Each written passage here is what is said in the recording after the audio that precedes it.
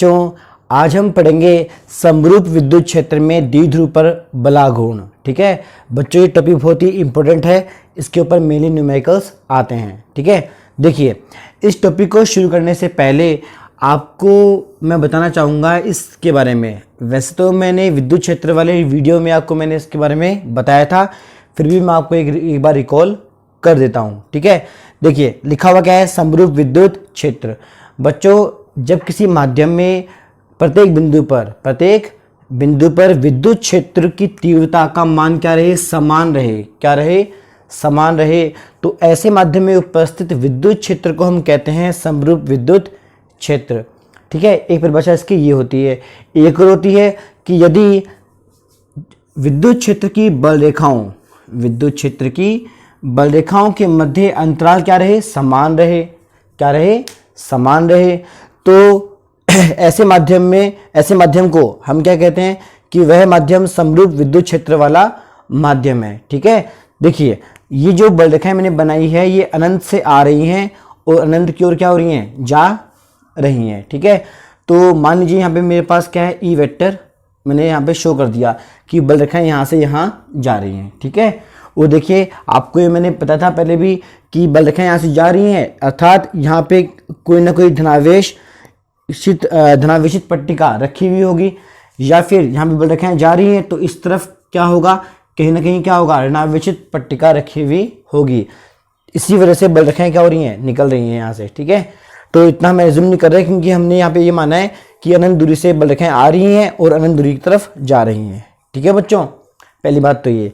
अब देखो बच्चों, मेन वर्ड इसमें क्या है, बलाघूर्ण है। ठीक है, हालांकि ये टॉपिक 11th क्लास में आता है, ठीक है, फिर भी मैं इसको एक बार थोड़ा सा रिकॉल कर देता हूँ ताकि आप क्या कहीं मतलब भूल जाओ, क्या पता। ठीक है, देखिए बच्चों, बलाघूर्ण का मतलब होता है बलयुग्म।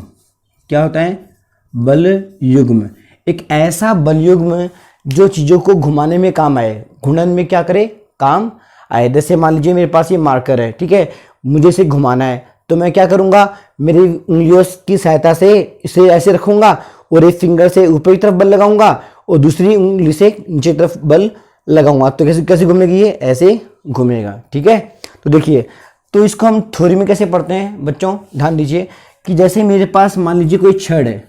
ठीक है, अब मैंने ऊपर की तरफ बल लगाया, इस किनारे पे मैंने कहाँ लगाया, नीचे की तरफ बल, जो मैंने किससे लगाया था, उंगलियों से मैंने लगाया था। ठीक है, ऐसा, इसको आप ऐसे घुमा सकते हो और ऐसा भी घुमा सकते हो। अभी यहाँ मैंने इसको ऐसे माना है। ठीक है, अब देखिए यहाँ जो हमने किनारों पे जो बल लगाया है उसका मान क्या रहेगा, समान रहेगा। ठीक है, और जो मैंने जो बनाए तीर के निशान, उन्हें हम क्या बोलते हैं, बल की क्रिया रेखा या बल की दिशा।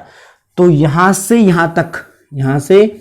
यहाँ तक मेरे पास कोण कितना बनेगा, 90 डिग्री बनेगा। मतलब मान लीजिए मेरे पास ये बिंदु ए है, ये मेरे पास बिंदु क्या है, बी है, तो ए बी की जो दूरी है, ठीक है, इसे बोलते हैं दोनों बलों के मध्य लंबवत दूरी। मतलब इसे हम शो करते हैं आर या फिर किससे, एल से। ठीक है, अब देखिए, तो बलाघूर्ण का सूत्र बच्चों क्या था, ध्यान दीजिए, आरोपित बल। क्या था, आरोपित बल तथा दोनों बलों की क्रिया रेखा के मध्य लंबवत दूरी। ठीक है, परपेंडिकुलर डिस्टेंस। और इसका संकेत क्या था बच्चों, इस शेप में, याद आया कुछ, जैसे आपने सी लिखा और उस पर क्या खींच दी, लाइन खींच दी। ठीक है, तो देखो ये हमारे पास संकेत हो गया। ठीक है, अब मैं बात करता हूं बच्चों मेन मुद्दे की। ठीक है, अब हम पढ़ेंगे इस टॉपिक के बारे में डिटेल में। देखो बच्चों, इस टॉपिक में हमें करना क्या ये होता है कि इस माध्यम में हम एक द्विध्रुव की कल्पना करते हैं।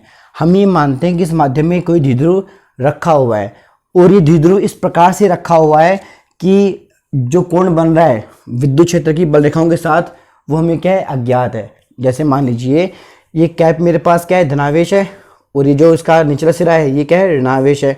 तो अगर मैंने इसे कैसे रखा, ऐसे रखा, तो ये साफ साफ दिख रहा है कि बल रेखाओं और द्विध्रुव के मध्य कोण कैसा है, समकोण है। अगर इसे मैंने कैसे रखा, ऐसे रखा, तो समांतर है। ठीक है, तो यहाँ हम थ्योरी में क्या मानते हैं कि आपका द्विध्रुव बल रेखाओं के मध्य इस प्रकार से स्थित है कि यह एक बल रेखाओं के साथ थीटा कोण बना रहा है। क्या बना रहा है? थीटा कोण बना रहा है, जो कि एक न्यून कोण है। ठीक है, इस कोण का हमें मान नहीं पता। ठीक है, अब देखिए, अब इन दोनों बिंदुओं पे कोई भी आवेश मान लीजिए। जैसे मान लीजिए मैंने यहाँ पे क्या माना? ऋणावेश। यहाँ मैंने क्या माना? धनावेश।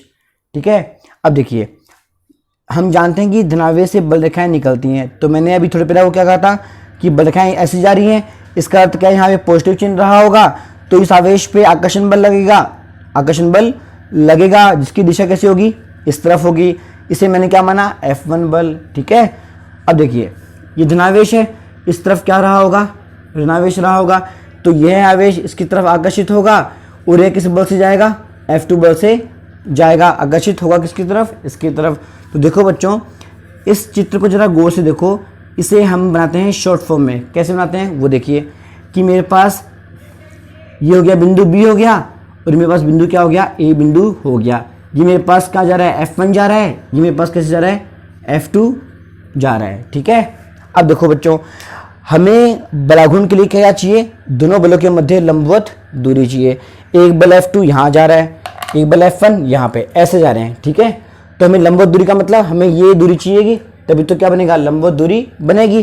तो देखो बच्चों, अगर इस B बिंदु से अगर मैंने एक लंब खींचा कहाँ की तरफ? नीचे की तरफ, और इस बल की रेखा को मैंने कहाँ बढ़ाया? पीछे की तरफ बढ़ाया, तो आप पाएंगे कि मेरे पास एक रेखा आएगी BP। क्या आएगी? BP। ये जो किरण रेखा बनेगी, ये क्या बनेगी? इन दोनों प्रति समांतर बलों के मध्य लंबवत दूरी। ठीक है, तो देखिए, AB जो है ये बलाघूर्ण की लंबाई होती है, सॉरी द्विध्रुव की लंबाई होती है, जिसका मान हम पहले पढ़ चुके हैं। कितना होता है? 2a। तो ये कितना हो जाएगा? 2a। ठीक है, यहाँ कोण कितना है? थीटा कोण है। ठीक है, तो देखिए बच्चों, इस समकोण त्रिभुज में ये समकोण है, तो ये कर्ण है। थीटा के सामने क्या होता है? लंब। तो ये पूरी भुजा क्या हो जाएगी? लंब हो जाएगी। और लंब आपको पता है क्या होता है? कर्ण इंटू में साइन थीटा।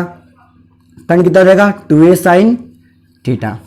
ठीक है, तो बच्चों अभी आपके नोट्स में वीडियो को पॉज करके इसका आप ड्रॉ कर लेना। इसके बाद ये हम ड्रॉ करते हैं, ये शॉर्ट फॉर्म है इसकी। ठीक है, अब देखो, अब हमें निकालना क्या था? बलाघूर्ण। तो इसमें सहायता कौन करेगा? ये चित्र करेगा। कैसे करेगा? देखिए, जैसे अभी में हमारे पास फॉर्मूला क्या है बलाघूर्ण का? ये है आरोपित बल। कितना मानेंगे अपन? F। ठीक है, कुल बल को मानेंगे अपन F। और दोनों बलों के मध्य लंबवत दूरी अभी हमने निकाली है, कितनी आई? 2a sine theta. तो 2a साइन थीटा। ठीक है, अब देखिए, अब बात करते हैं बल की। बल का मान कितना होना चाहिए? देखो बच्चों, विद्युत क्षेत्र में ये उपस्थित है कौन? द्विध्रुव। आपको पता है विद्युत क्षेत्र की तीव्रता, विद्युत क्षेत्र की तीव्रता मैंने आपको पिछले वीडियो में बताया था इस बारे में। इसका सूत्र क्या होता है? E बराबर F बटे में कितना? Q। याद आया कुछ? तो देखिए, यहां से मेरे पास F कितना आएगा? Q इंटू में E। Q इंटू में E, तो कितना आएगा? QE इंटू में कितना? 2a sine theta. तो देखो बच्चों, कितना आएगा इसका आंसर? 2a Q से क्या बन जाएगा? Small p। हम पिछले वीडियो में पढ़ चुके हैं द्विध्रुव आघूर्ण। तो कितना आएगा? P बड़ा वाला E इंटू में क्या? Sine theta. तो बच्चों, ये हमारे पास बलाघूर्ण का फॉर्मूला बन गया, जिसके ऊपर आमतौर पर न्यूमेरिकल्स आते हैं। ठीक है, जहां पे ये जो थीटा कोण होता है बच्चों, किसके बीच में होता है? द्विध्रुव और विद्युत क्षेत्र की तीव्रता के मध्य होता है। जैसे 11th क्लास के अंदर आप लोगों ने पढ़ा था सदिश गुणनफल। देखो कैसे? जैसे मान लीजिए मेरे पास A vector cross B vector है, तो कितना उत्तर आता था इसका? उत्तर AB साइन थीटा इंटू में कितना? n cap. तो बच्चों देखो, इसकी तुलना कीजिएगा किससे? इससे। ये भी सदिश राशि है, ये भी कैसी राशि है? सदिश राशि है। तो इस सूत्र को अगर हम इसके अनुसार लिखें, तो इस सूत्र को हम लिख सकते हैं सदिश रूप में। किस प्रकार से? छोटा p वेक्टर क्रॉस में क्या? E vector. यहाँ पे क्या जाएगा? बलाघूर्ण पे वेक्टर। ठीक है, तो यह बच्चों ये रूप मैंने लिखा है, यह इस फॉर्मूले का सदिश स्वरूप कहलाता है। ठीक है, अब देखो बच्चों, ये हमारा टॉपिक इसके ऊपर कंप्लीट हो चुका है। एग्जाम में इसकी टॉपिक के ऊपर एक क्वेश्चन आता है आमतौर पे बोर्ड एग्जाम के अंदर। ध्यान दो क्वेश्चन क्या है, ध्यान दीजिए कि समरूप विद्युत क्षेत्र में द्विध्रुव पर परिणामी बल का मान बताइए, परिणामी बल का मान बताइए, ऐसा वो बोलता है। ठीक है, तो देखो कैसे करेंगे इसको ज्ञात, ध्यान दो बच्चों। चूंकि F बराबर कितना होता है, Q इंटू में E होता है, तो यहाँ पे कितने आवेश हैं, 2 आवेश है। हमने क्या माना, ऋणावेश पे कितना बल लग रहा है, F1। तो इस सूत्र के अनुसार जो F1 होगा उसका मान कितना आएगा, माइनस का Q इंटू में E, और ये जो आवेश है प्लस Q, इस पे कितना बल लगेगा, F2 बराबर कितना हो जाएगा, प्लस का Q इंटू में E।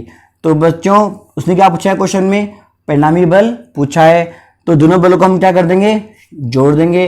F1 प्लस F2 का मान कितना आ जाएगा बच्चों, 0 आ जाएगा। ठीक है, तो ये बात भूल मत जाना, ये छोटा सा एक क्वेश्चन है जो एग्जाम में आता है।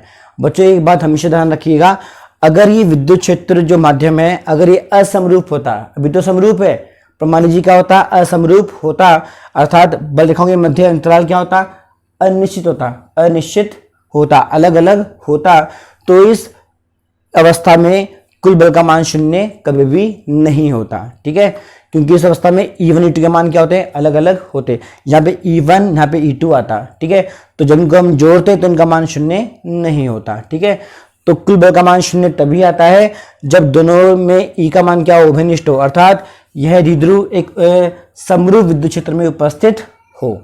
ठीक है बच्चों, नेक्स्ट वीडियो में बच्चों हम पढ़ेंगे गाउस का नियम, और उससे पहले हम पढ़ेंगे विद्युत फ्लक्स, जो कि बहुत ही इंपॉर्टेंट टॉपिक है। तो बने रहिए फिजिक्स क्लासेस के साथ, और आपको जो भी डाउट्स आते हैं या जो भी आपके न्यूमेरिकल्स आपको नहीं आते हैं, आप मुझसे प्रॉब्लम शेयर कीजिए किस पे, इस नंबर पे। ठीक है।